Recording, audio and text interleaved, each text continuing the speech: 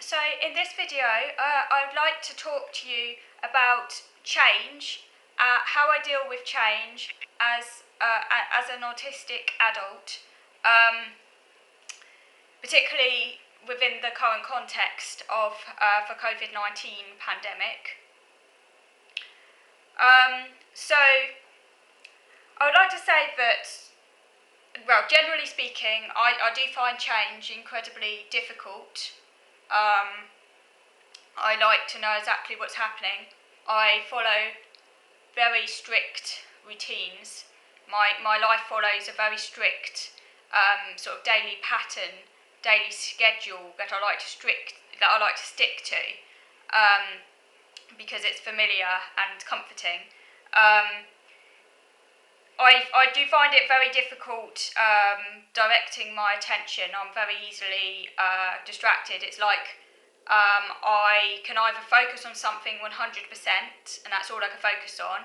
So once I'm in my sort of like zone, for example, if I've decided to read a book, and I read a lot, but I only read in the morning because that's when I can focus best and I'm most awake in the morning. So I have a very strict reading routine where I read every morning for about 2 hours, sometimes less than 2 hours, it's depending what I'm reading, but I like to, generally speaking, read for about 2 hours in the morning. And when I'm like focused on that, then that's like the sole focus of my attention. But when there's vagueness and I'm not too sure what to focus on, and there are choices enter the picture, that can be really difficult, and I can spend a lot of time not really focusing on anything, or sort of like procrastinating. And I think that's why part of the reason why my life can be quite constricted, because it's so difficult for me to kind of initiate any action that's outside of familiar. So yeah, I do find it hard making choices really, and sort of initiating spontaneous action. That takes a lot of energy. I often sort of think of it a bit like my brain is almost like a rusty gear, that it almost needs to be forced into action sort of manually. I do like to be captain of my own ship with minimal interference from the outside world, because I'm generally quite a sort of I like being on my own a lot of the time. I don't really need a lot of social contact. I can go days, weeks without seeing anyone, and I'm fine with that. It doesn't make me unhappy, it doesn't make me lonely. I like to know that I've got people around me that I can rely on or draw upon. So it's like knowing it's almost like a kind of comfort blanket, I guess, of people around me that I know I can draw upon if I need to. But I don't need to see them like every day. That doesn't bother me. I don't need that much contact at all. So I like to kind of direct my own life, and consequently any interference from the outside world can be very troubling and traumatic, because it interferes with my self-chosen course of action, and that's what's most important to me. Because I don't really need people to be in the extent that most people need people, I do experience a lot of problems from people, because they can be very annoying in terms of them stopping me doing what I need to do. It's in terms of my chosen activities, which give me a lot more meaning than social contact does. So consequently, I call those activities like my sacred activities, and I really do not like them being disturbed.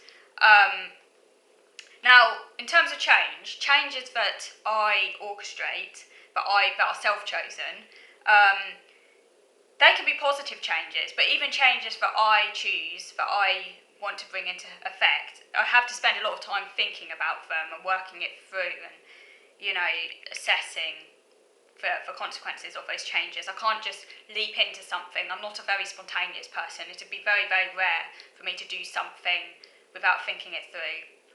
It happens, very, very occasionally it might happen when I'm feeling particularly, I don't know, I'll do it sort of thing, but it's rare. 9 times out of 10, everything's done in a very kind of like methodical way.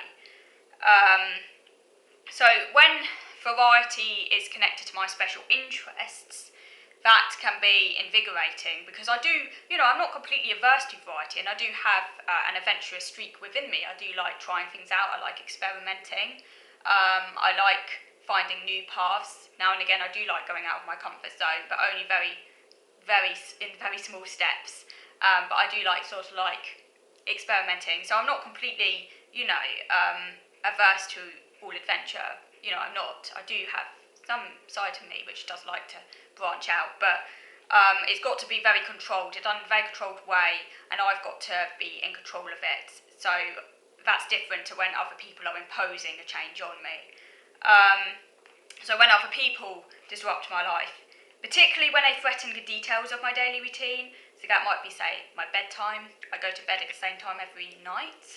It might be, say, if they threaten my reading routine. It might be, if any of those little tiny elements are changed, then that can make me feel very, very upset and causes a lot of anxiety. But if a change is a reasonable change and it's not suddenly thrust on me and I've had a lot of time to process the change, understand why it's happening, it's been explained to me what's going on, then it's easier for me then to integrate that change. It's still difficult, and I still rather the change wasn't happening, but it's a lot easier for me to integrate it. If I've been given a lot of advance notice, I know why it's happening, there's a logical reason for it, it's been explained to me, and I know how long, roughly, it's going to last.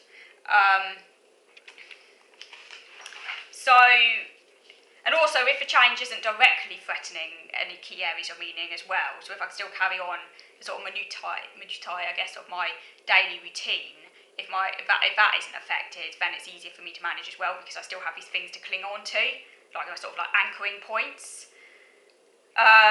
It's easier then for me to move forward with a change. And sometimes, maybe paradoxically, I can deal better with big changes, like sweeping, all-encompassing changes, than small changes. Particularly if, I think it's often the case because the tiny details are actually more important to me than the big details in life. Now, in terms of COVID-19, obviously this was a huge change, but it hasn't led to too many. I haven't really been melting down over it that much. I think because obviously it is really, really stressful, but I think because I've had a lot of time to process the change. I mean, I first found out about this disease, I think it's sort of late January sort of time. At first I think I was a bit in denial. I think a lot of people were, because we didn't realise how serious it was. And I was trying to avoid the news as much as possible. So the anxiety didn't really hit me properly until I became aware of how serious it actually was. So a couple of weeks before lockdown, when I started to kind of go into my own personal lockdown, because I was like, oh my god, this is scary. But I was kind of aware, it was kind of like in the background for quite some time, so I had this kind of awareness it was out there, and I think that helped me like process it more, because it wasn't like a sudden change. And also I was aware, my priority was to stay safe, and that priority was more important than the actual anxiety around the actual changes, because the bigger anxiety was around catching a disease, so I wanted to stay safe. So there were changes to my life, but the changes were there because of a bigger aim to stay safe, which I think meant that my anxiety focused around the disease and not catching the disease, but the actual changes to my life haven't resulted in so much anxiety because they're there for a reason. But in actual fact, my life hasn't actually changed that much, because I was already living practically like a hermit. Okay, admittedly not as much like a hermit as I am now, but you know, I've always led a very isolated existence. So in the extent that, yeah, my life is now more isolated, but it's only really a matter of degree. You know, it essentially, but my lifestyle hasn't actually changed that much. Yes, there have been some changes. The main changes have been that I can't see my support worker, but that was a change that I initiated. It wasn't imposed on me, and that's for the reason that I don't want to, you know, introduce any risks into my life with this disease. So I want to eliminate all possibilities of catching it. So that was my decision. I still speak to my support worker, but on the phone. But yeah, my actual lifestyle hasn't really changed. I still follow more or less my routine. I mean, obviously I can't go out as much as I did before, and that sucks. You know, it does suck. I mean, okay, I do lead a pretty isolated existence, but I still like getting out now and again. I miss going on train journeys, which I do now and again, to local towns.